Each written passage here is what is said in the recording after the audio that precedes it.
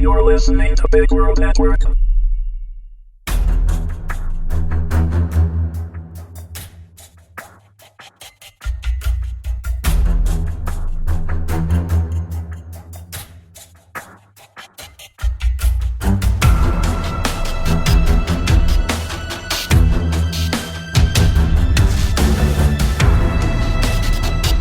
Bloodshot Buck, Episode 11. Written by W.H. Wood and Mitch K. Allan. Read by Willow Wood. From this day forward, Dristan vowed never to lie again, never to seize an opportunity that would get him out of immediate trouble, because ultimately it led to accidentally joining a dodgy crime cult. Cold terror expanded inside him like ice. Dristan believed he might explode from the pressure. Being thrown out of an airlock must be a similar sensation.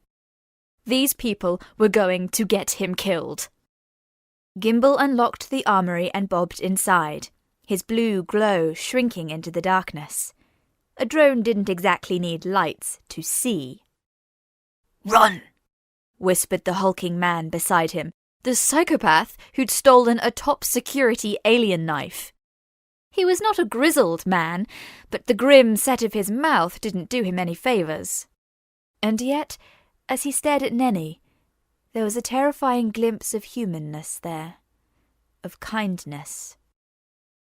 Dristan forgot to breathe, couldn't breathe. He did not want to run with these people. He did not know how to tell them, "Funny story! I lied!" The wild, crazed look in Neni-whatever's eyes told him this wasn't his kind of adventure. Why did they want him along anyway? Who was he supposed to be to them? Plan? What plan? "Now!" hissed Captain Hulk. Neni didn't need telling a third time. She shot off down the corridor like a fighter jet, and Captain Hulk walloped Dristan in the back, sending him flying forward. Before he knew it, he was running. Running with criminals. "I'm dead. I'm dying. I'm going to die." He would slip away as soon as they reached the first floor. He'd drop speed and hightail it back to bed before his father knew he'd stolen his maintenance ID. This could still be all right. This could still go to plan. His plan, and he'd show Clara the picture. God, he never thought he'd be happy at the prospect of seeing Clara, and he'd live out his days as a humble cook on an asteroid in the middle of fucking nowhere. Neni reached the elevator ahead of them and slammed the summon button, hugging the wall. "It's not coming!" she cried. "Gimbal's figured it out, or seen us run," replied Captain Hulk. "You guys just stay here and panic," thought Dristan. "Bye!" He swerved down the right passageway and up the staircase. Throwing himself up the steps 2 at a time, Dristan tried not to wheeze. If he was stealthy, they wouldn't follow. They'd stay behind. They'd stare at the elevator doors in stupefied criminal despair. Maybe not. He heard Captain Hulk's deep voice issue an abrupt command, followed by pattering footsteps. Dristan didn't have to glance behind him to know they were hot on his heels. Hopefully the stairs would kill him before these two did. He realised he was still gripping his flex phone, his palm sweaty and numb. Dristan shoved it into his overalls and fell forward, half crawling up the stairs like a 3-year-old. His lungs burned. It never ends, and his throat shredded itself on every breath he took. The last set of stairs came into sight. With a burst of speed, Dristan flew out onto the main floor, trembling and gasping. The drone behind the main desk stopped him in his tracks as it shot out a beam of white light that hit him in the face. He forgot to screw up his features into the spitting image of his father. He didn't wait to hear his name. He started running across the lobby. "Warning," said a cool, artificial female voice. "The Center of Operations facility is currently locked down. Please remain calm." Metal blast shields slammed down over the window looking onto Civilianville. "No!" Dristan cried, voice cracking. The noise was so deafening, for a second he staggered and clutched his chest to check he hadn't been shot. Not dead yet, but 1,000 solar storms raged inside his heart. I'm having a stroke. He didn't manage another step towards the exit as Captain Hulk caught up and seized his arm. Who was this guy? What the heck did he want? And why was Bucky's mentor with him? Driston took one look at Captain Hulk's furious face and balked. What the hell are you doing? He roared. Jerking Driston's arm all the way up to his shoulder socket, Captain Hulk dragged him down the left corridor at a sprint. He tripped and staggered to match the man's stride. Get off! Driston screamed. Let go! Neni threw a glance over her shoulder with a look of confusion. Quivering and breathless, Driston tried to stop. If he stopped running, maybe they'd let go and leave him behind, but his legs bounded on like jelly, despite his attempt to collapse. The orange data streams in the ceiling began to pulse red. They started up the next staircase, and Captain Hulk pushed him ahead. Stop! Cried Driston, eyes fogging with tears. They made it to the next floor before pausing to listen. Whatever you want, it's not me! The stairwell stretched up for miles, dimly lit, and the second-floor corridor branched off beside them. Driston leant against the radio console just inside the doorway and pressed his cheek to the cool holoscreen. I work here! I'm just a cook! I knew it, Neni whispered. She looked on the brink of tears too. What were you doing in there? Spat Captain Hulk. Why did you lie? But Neni wasn't interested in Driston. She rounded on the captain with clenched fists. You shouldn't have taken the knife! She yelled. I told you! We've had it! No! He gripped her shoulders, and judging by Neni's face, he was practically crushing her. You... Captain Hulk shook his head. Did they love each other? Was this a lover's escape? Driston screwed his eyes shut so he didn't have to watch, tears of exhaustion gliding over his nose. 2 doors at the end of the corridor burst open, and 5 patrol officers poured out. They had weapons drawn, not yet aimed, and portable blast shields over their arms. This was his chance. Driston threw himself upright, arms raised. I'm a hostage! He cried. Nothing to do with it! Help!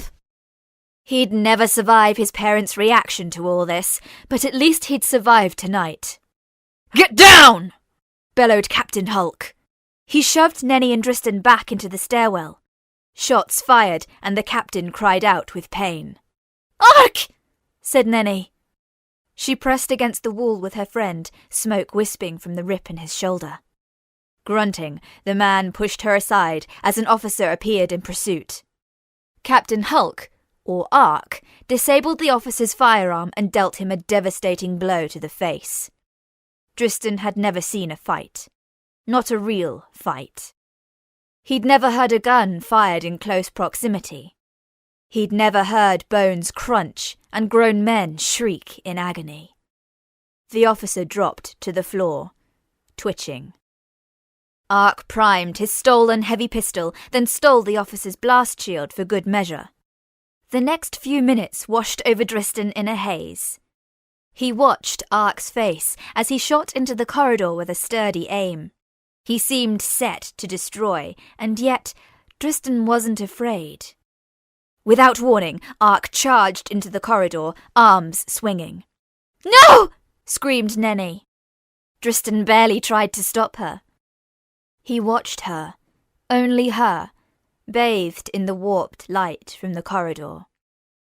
She raised her hand, chest heaving with concentration, and all shouting stopped. It was replaced by wet gurgling, 2 shots, and the heavy slam of a blast shield breaking someone's neck. In the following silence, Driston made out the broadcast coming from the radio console. 3rd target, young male, blonde. Identification, Driston Potts, civilian. Assistant in the armory break-in. All justicates engage. He'd ruined everything. What lie could he tell to get out of this?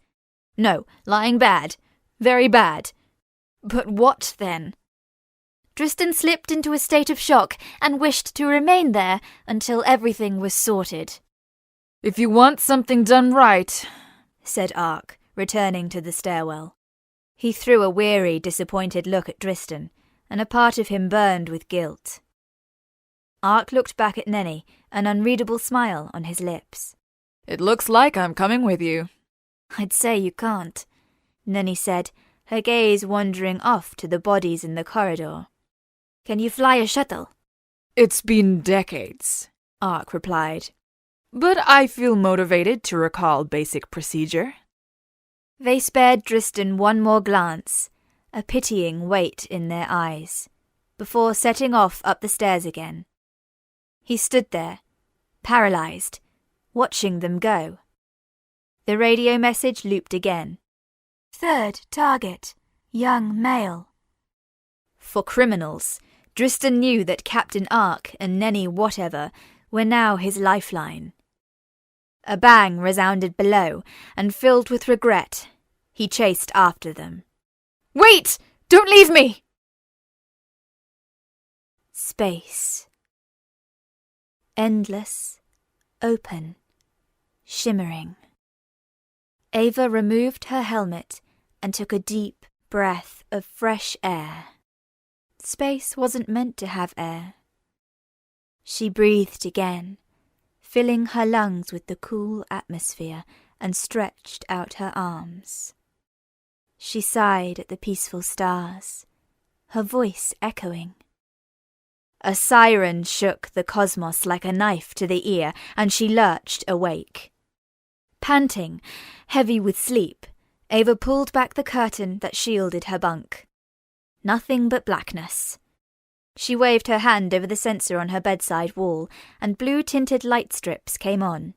They illuminated the floor perimeter and the edges of the table in the center of the room.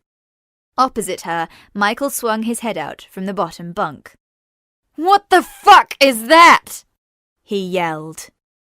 Ava groaned, a headache throbbing in tandem with the siren. Heat built against her face and the light strips blurred. She dropped back onto her pillow, arm hanging out her bunk to keep the curtain open. She squeezed her eyes shut, grasping at the shadows of her dream, at the cool air. "That can't be good," she heard James say from the bunk above. "No shit, Drongo." Ava let out a long, deep breath, controlling herself before a foul mood really took over. She couldn't have slept long, but she knew there was no point fighting the call of the siren. "What time is it?" cried Michael. A moment later, 4:30, replied James. Ava lurched over the edge of her bed. What? She fought down a wave of nausea with another angry groan. Half an hour lost in bed. What could be so important? Was it a fire drill? An atmosphere hazard? It didn't have the same tinny quality she'd heard on her first day, so it probably wasn't synths fighting. James jumped down to the floor, stretching, and Ava peered up at him. Dressed only in her thermal underwear, she still noticed how warm the room was each morning, unlike previous billets back on Earth. Their semi-nakedness didn't matter anymore, which surprised her. James and Michael weren't as immature about sharing a room as she'd expected. For a moment, she caught a whisper of her dream. Fresh air on bare skin.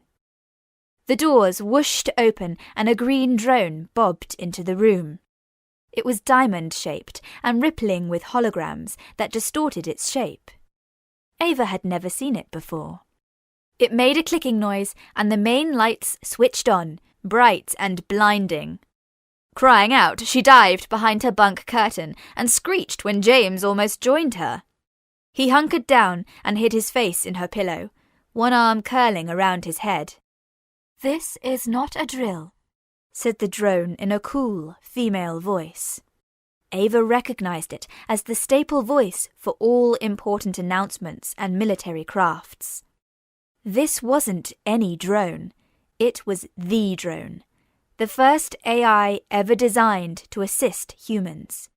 Or part of it, anyway.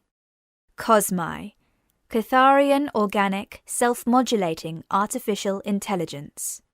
A justice is attempting unauthorized leave, said Cosmai. She has 2 accomplices and has stolen an Anashim knife. The docking bay has been shut down, but all streets must be monitored. Adrenaline began to stir within Ava, her sleepiness melting away like snow.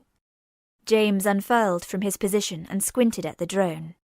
"What's our job?" asked Ava, rubbing water from her eyes. Dress code, field craft, rendezvous, parade square out front. Time, immediately. "All right then," said James. He rose to his feet and headed straight to the lockers at the back of the room. Cosmai hit his back with a burst of green light, patterning his bare skin with grid marks. "Not you, Corporal Sterling." Ava shared a worried glance with Michael. "Your condition is not stable," said Cosmai. "You have no suitable tech suit to absorb impact yet. It is necessary that you remain out of action. Report for duty, but you will not." "I get it," he muttered, wrenching out his uniform and slamming the locker shut. "Do not talk over me, Corporal." He kept his eyes on his hands and settled down on one of the table benches. The sirens continued to blare, and Ava got out of bed, refusing to look at Cosmai. 10 minutes, the drone said, and bobbed out of the room. Before the door closed, Ava caught a glimpse of more green diamonds racing down the corridor. She tried not to appear too eager as she pulled on her navy camo pants and crimson tee. She changed by the lockers, eyes fixed on James.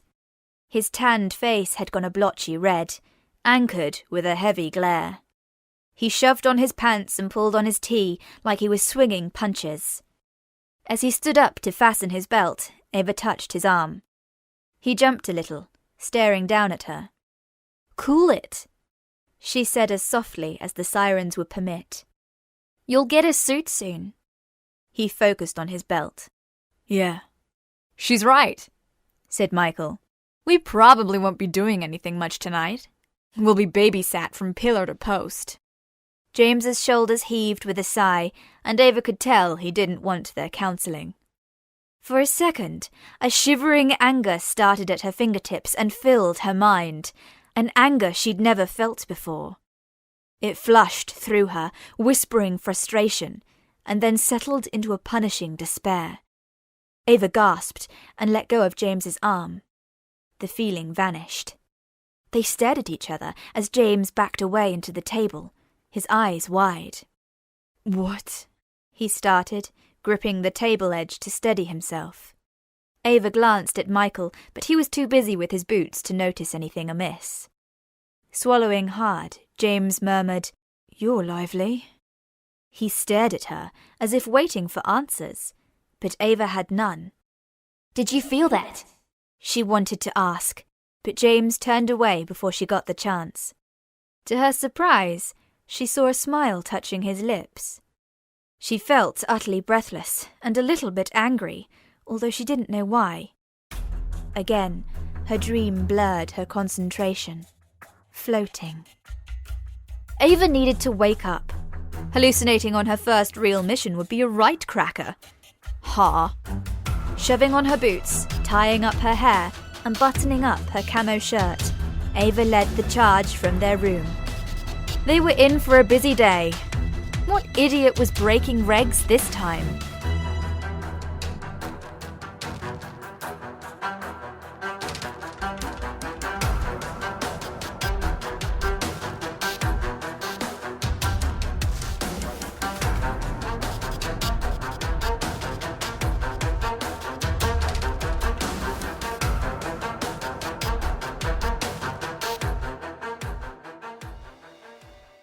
Music by Kevin MacLeod.